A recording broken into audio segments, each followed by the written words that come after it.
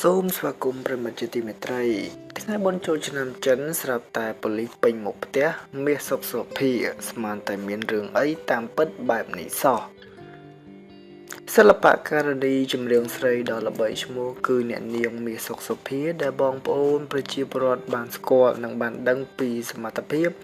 នៅក្នុងការបកស្រាយបទចម្រៀងរបស់អ្នកនាងដែលទទួលបានការគាំទ្រខ្លាំងពី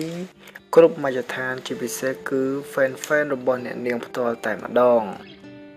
យ៉ាងណាមិញកាលពីពេលថ្មីនេះនៅក្នុងឱកាសនៃពិធីបុណ្យចូលឆ្នាំប្រពៃណីជាតិចិនអ្នកនាងបានធ្វើឲ្យ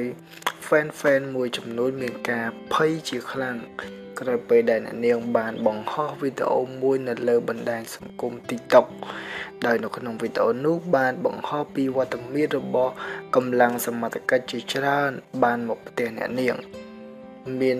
ទៅដូចជាសភាពមករកចាប់នរណាម្នាក់អញ្ចឹងតែរឿងដែលនឹកស្មានមកដល់នោះ